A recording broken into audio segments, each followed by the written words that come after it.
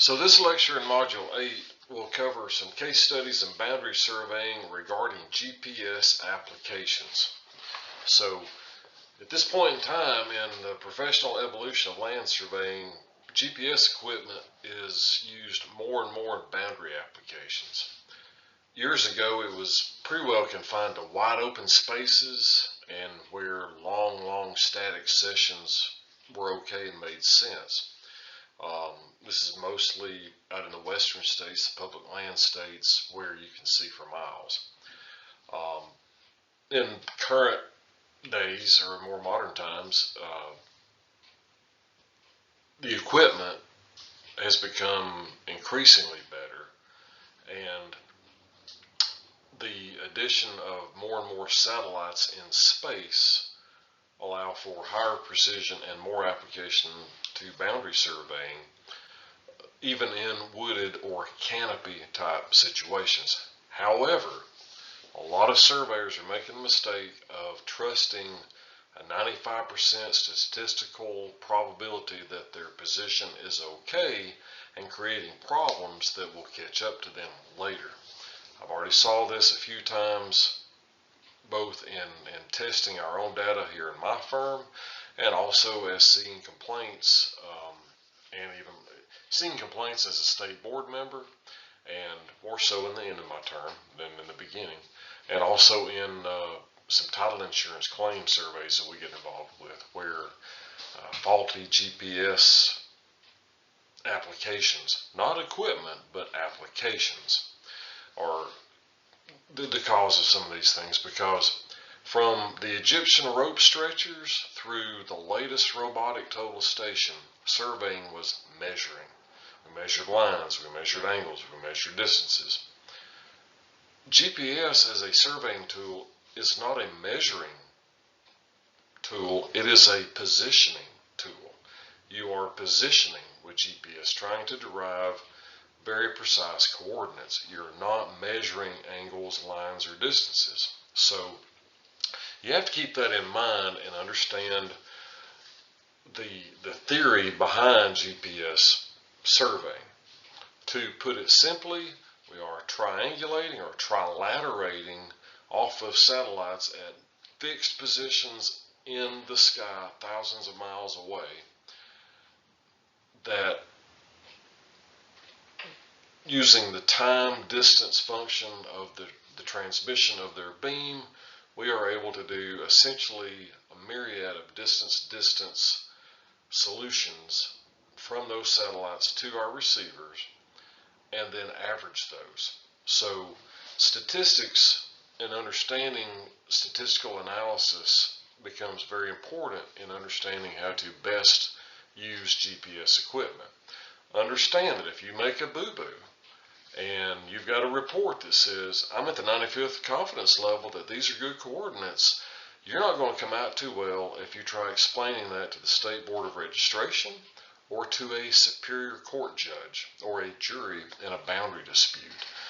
You're going to look kind of foolish saying, I trusted the manufacturer and the salesman, and they told me that if my number was below this or if my number was above this, I was good. Because that shows that you don't understand the tool and you are acting outside your competency. You open the door for several different levels of pitfalls that are not good for the surveyor. What has happened in recent years is we start out with L1 frequency that your cell phone in your car can often pick up and carry, and that's a kind of a coarse transmission that's designed to get cars here to there, or for a smartphone to know roughly where you are for some navigation. L2, the second frequency, is a little bit higher precision. It's a little bit finer precision, finer frequency, and it gives you a second or redundant set of transmissions to compute a position off of from the same satellite. So by the satellite transmitting in L1 and L2, you virtually double the number of satellites in the sky in a way, because you get an extra set of vectors from these satellites, or SVs, satellite vehicles. Now, I say now, within the last 10 years, L5 is a really game-changing frequency that adds a third frequency, so that now one satellite's transmitting basically 3 vectors for you to be able to solve.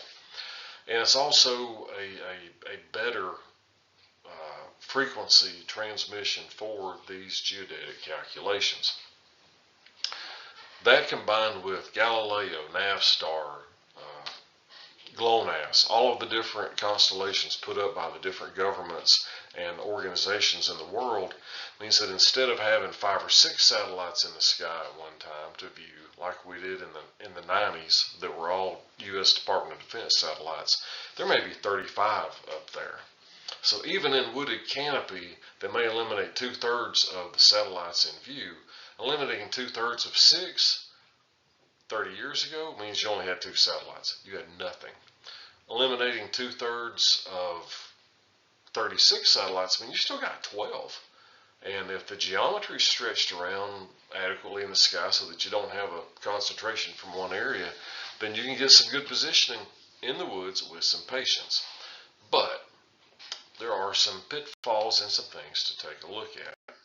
So this was covered, last semester, but I'm going to go back to it again. In that, calibration and repeatability is the key to proper implementation of any new technology. GPS is still relatively new technology. 30 years from now, it'll still be the newest technology because I don't see what else can come along, although I could be wrong. Something may come along. So this exercise will focus on the repeatability aspect of using GPS equipment on boundary surveys.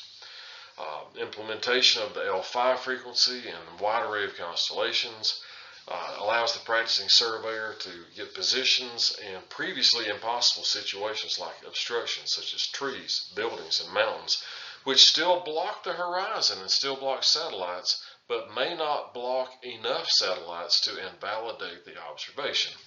So software and receiver technology has progressed to the point that questionable receptions are generally screened out and not even collected.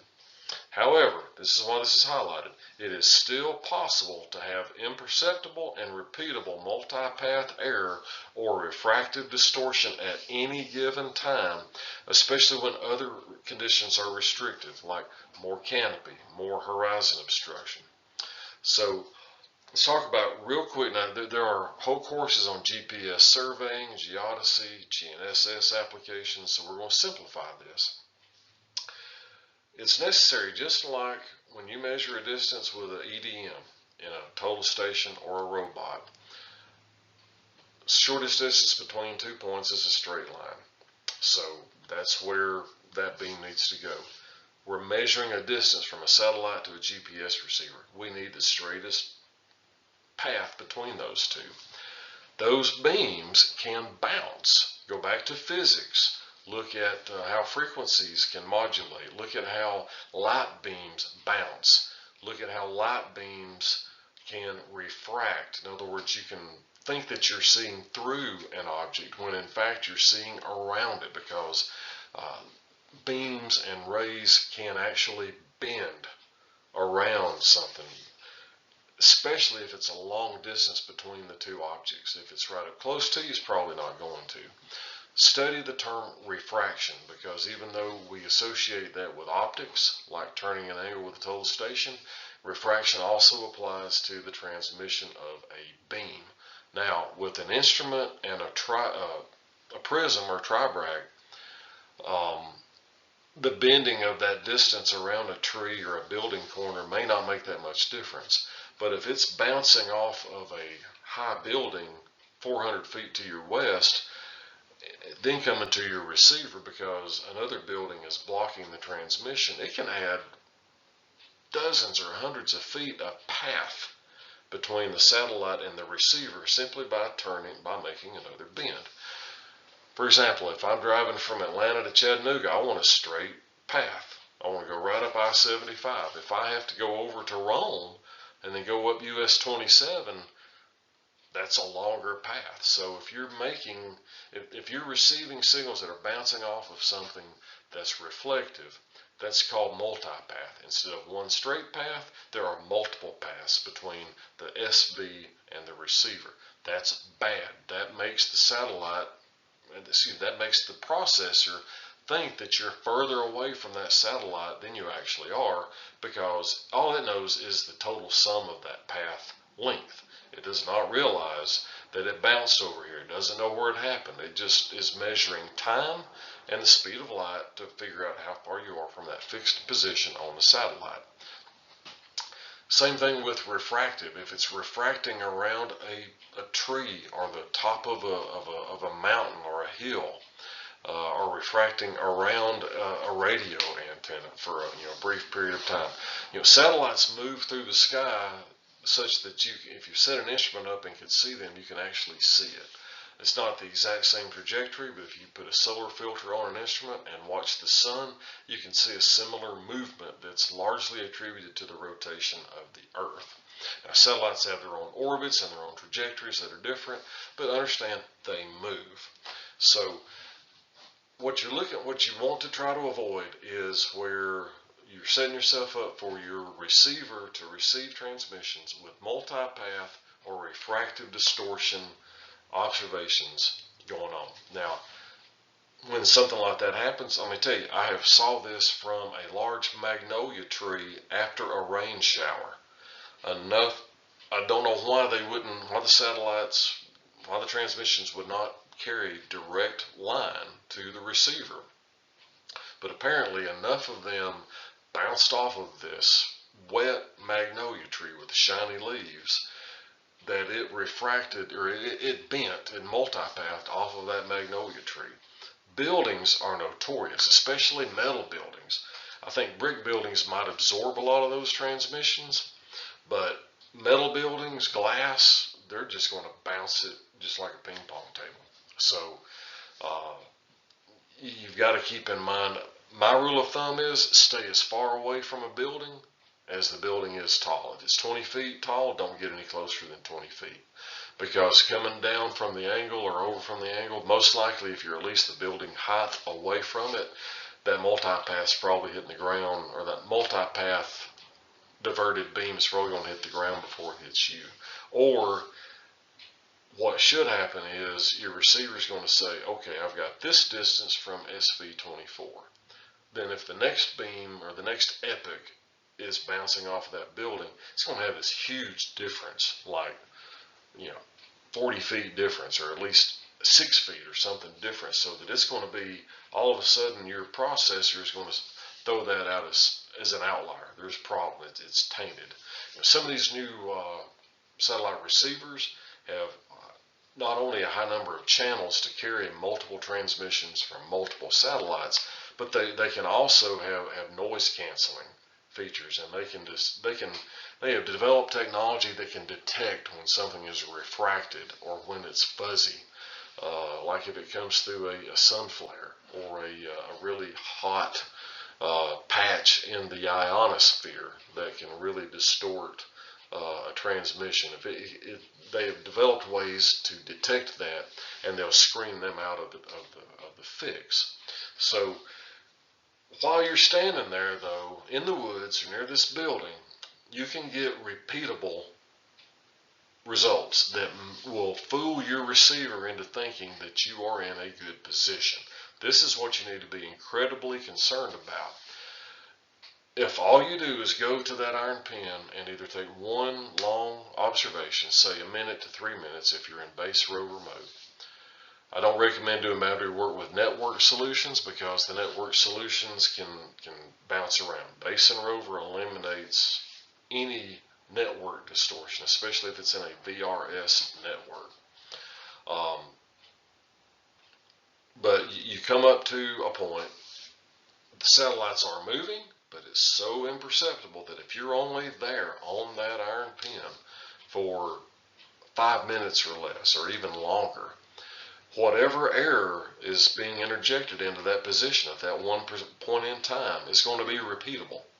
So even if it's multipathing off of a building over here 50 feet away, that multipath error, especially if there's a tree or some canopy, in the way between you and the satellite, then there's no competing signal. It's just going to get the satellite multipath transmission over here, and it's going to factor that into your position. So it's picking up these various numbers of satellites, computing the distances, and averaging a position on the face of the Earth that's the correct distance, or an average least squares adjusted distance from all these different satellites, and it will push your position to somewhere besides where your rod is actually sitting. Trust me, this happens. I just saw it a couple of weeks ago, which is where this example came from. I didn't have to look or try to remember the last time I saw this. We've got a great example that we're going to look at momentarily.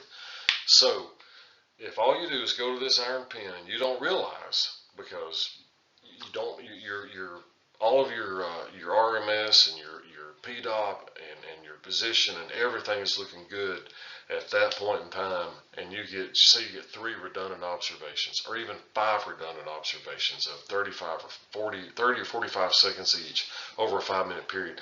That error is going to be consistent, and so you're going to get repeatable data that appears to have high statistical value because its standard deviations, all of its components are going to say you're a nice tight data sample. The only way to beat this, or detect it, or to overcome it, is to have an independent second or redundant observation on the same point under a different constellation. And by constellation, I mean that group of satellites that's up in the sky at that particular moment when you walk up to iron pin number 50. The satellites in the sky rotate off the sky. Think about this. The rotation of the Earth is every 24 hours. So every 1/24th of an hour, which is 15 degrees in an hour, is how much the Earth's rotating. So in theory, and it does vary according to trajectory, to the various SV propulsions and things, but and what the owners of the satellites are wanting to observe that day. But in theory, about every 90 to 100 minutes, the satellites that were coming in to view from, say, the eastern horizon, they're now sunsetting over the western horizon. It's a lot faster than the sun. At least in that same time period, you're dumping enough satellites, picking up enough satellites, and the ones that you're keeping are moving from one half of the sky to the other half of the sky. So they're as good as brand new. They're coming in through a totally different path.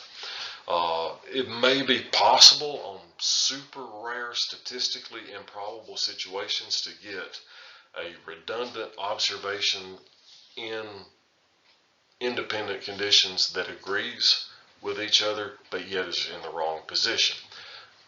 I'm saying 99.99% of the time, if your redundant observation confirms your first one, it's good. It's repeatable. There you go. Repeatability. That's what we're talking about. On the rare occasion that you had a bad fix either the first time or the second time, you need to figure out a time that's independent from those 2 constellation windows and get a third one to hopefully test it. I'll even say that a lot of times we will come back, if we have to come back a third time or a second time and something doesn't check out, because obviously what we do is we'll stake out the first pass position and go to it. And if we're coming out off, that's a red flag. We'll know it in the field. That alone, I've talked with surveyors that say, well, I'll get it fixed and then I'll step off and I'll move back in and I'll stake out my first fix and I'll know it's good. No, all you're doing is getting a repeatable erroneous position within the same repeatable GPS geometry conditions. Just like if you're just getting 3 static, 3 RTK observations for a minute, right one right after the other, you're improving your data sample, but you're getting those 3 different observations in the same conditions. So it's going to be repeatable and give you what it says is good data, even if it's in the wrong place. So Obtaining an independent set of readings will either confirm the first observations and provide a good data set for statistical analysis and deriving a solid mean or average position, or will indicate that at least one observation is flawed. You don't know if it doesn't match, you don't know if it's the first one that's bad or the second one. So we've got two examples coming up. The procedures will vary. Manufacturers will say two different things. You can certainly study geology and experiment and find what is most comfortable for you.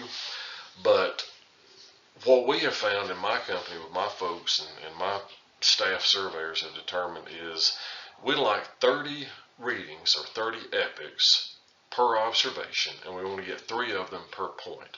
Now, sometimes if we're getting a red flag condition, if we're thinking this is kind of suspect, we'll go ahead and get more. And the reason is, doing a statistical analysis, you can usually determine that 1 or 2 of those are really bad. Maybe you were catching enough multipath or refractive distortion error to shift your position off, but the other points are all pretty tight. Now, if you do that and you cull some of the outliers out, or the ones that are worse off, and it tightens up your data set, that's usually a pretty good thing. And we're going to analyze kind of what that means in a place or two. But that's my recommended approach, is to do 30 each, 3 or more per observation. By observation, I mean trips to that point, to that iron pin, concrete monument, control point. Think about this too. If you're, these are satellites hung up in space. They really don't care about north and east and elevation. It's 3-dimensional data. Picture your Guardians of the Galaxy or Star Trek. They're not thinking anything about the elevation or the average distance above the surface of that planet. Where is it going? Where is it coming? It's a 3-dimensional vector. It's a 3-dimensional position. So we mainly look at the 2 dimensions that we're surveying in, typically, although we're always looking at elevations and deriving those. But if you've got a point with some hair on it and you're getting a really wonky elevation read, that may be a good indication that that's a bad record. That's a bad set of readings, or a bad observation. So these are things that you've got to take into account. If you've got a bad elevation value coming back, that means you might have got lucky and got pretty good stuff in 2 dimensions. But the imprecision should be within your required tolerances, or else additional observations are going to be necessary. Sometimes, this is what I was alluding to a while ago, we come around on the second time, staking out that point doesn't work, you're in a bad place, you're right next to a tree or a power pole, you might have some multipath going on, your gut says this ain't going to work. Just go ahead and move away from that point and set a couple of intervisible pairs, at least 100, 200 feet apart, preferably hundreds of feet apart. Sometimes in the woods you're limited, but move away from that bad position and set 2 intervisibles where you'll know that you can see the iron pin. Let's just use iron pin for example. So if that second pass does not confirm with the first one, you've got at least one more time around. So that one more time around on your third pass, go ahead and locate those intervisible points. You should put them in a good position. You'll have good coordinates on those, even if you wind up with, the GPS either confirms the first or the second pass. Maybe it doesn't confirm it really good. Sometimes it's right between it. I have saw once to where it throws it even further away from the first trip than the redundancy lab did. So at that point, you've got good redundancy on an intervisible pair. Put an instrument on it and shoot the thing, and forget about trying to do hocus pocus math with GPS residuals and coordinates that have been positioned from various things. So GPS is just another tool, like a total station, like a level, like a robot, like a cloth tape, like a compass. You have to know when to use it. You have to know its limitations. And just because your data collector or your desktop says, hey, this is a great point, we're within 95% confidence level, you probably don't even understand what that means unless you've taken at least one statistics class. That 95th confidence level is not something you want to be trying to explain to 12 of your fellow citizens in a jury box or to your insurance adjuster when you've made a mistake and they built something over the line that cost a whole lot of money because your 95th confidence level was 5% short of reality. So just make sure that you use solid field practices, and more as time goes on, we're going to see GPS used more and more in the boundary survey. So here is a point. This is an open top pipe on the north side of a hill that was observed. First three readings were right here, and you can see that. Let's talk for a second. Each of these observations is 30 readings, 30 epochs. That means, if you're not familiar with shooting a shotgun, say there's 30 pellets in the shotgun shell and you're shooting it into a target. This line 471 from my raw data file is the average of all 30 of those shotgun pellets coordinates. In theory, that's where the center of the shotgun bore was, minus gravity, where the pellets would drop. So what we're doing here is we're saying that your GPS took 30 readings. You got 30 points plotted on the ground in your data collector. Now, how do you know how good those are? Well, the standard deviation of those 30 sets in the north is about 200ths.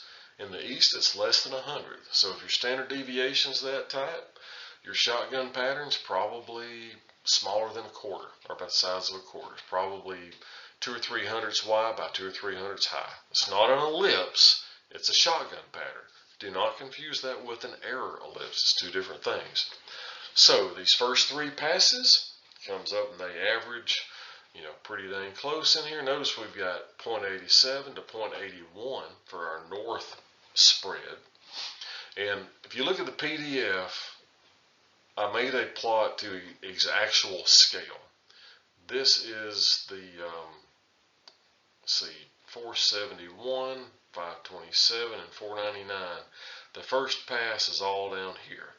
You'll see this 6 hundredths of variation in the north, 471 is further to the north, 527 is further to the south. That is this right down here, if you can see my cursor. So the orange dot is the mean, this right here, of the first pass. So, standard procedure, came back to do the redundancy lap. Something was a red flag with them up on their first pass, and that is that the standard deviation from their first 30-second epoch was over 3 hundredths. I look at 3 hundredths of a foot as a pretty good guide.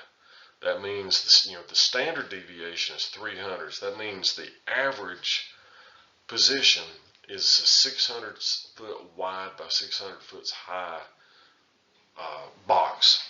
And you've got readings outside of that box, you've got readings inside of that box, but the average is spread out a little bit, so it's kind of a loose pattern right there. So they went ahead and took 3 more, which were all at or around 300. The worst one was the last one that was like exactly 300. So using our procedures, they thought these 4 observations were good. Now look, the mean of the first pass, just look at the north value, 81.84. Second pass, 82.19. That's a pretty good spread. That's actually up here. That's these 3 points in red. These 3, or these 4 I mean, were the redundancy lap. Notice how far it is from this yellow to this orange. It's 36 hundredths of a foot. Wow. So I've got 2 sets of data that are all well within 95th, 98th percentile. All that tells me that the data is within 3 hundredths or so. It looks like good data. Why doesn't it check? One of the observations has a flaw in it. Now, I'll just go ahead and let you know that we did a 3rd pass, and that comes in up here where these blue ones are. pretty tight group. Actually there was 4. That's also this one up here. We did 4 more, and so the green was about 25 thousandths, or about 2.5 hundredths from the yellow, which says the redundancy lap and the third lap were good. We didn't need to set an instrument up and carry it down there. This is way off on the side of a mountain, a long way from a truck. So GPS surveying is great when it works. A lot of surveyors would come down here and took these first 3 passes and said, wow, 200s, 200s, 300s, this is great stuff.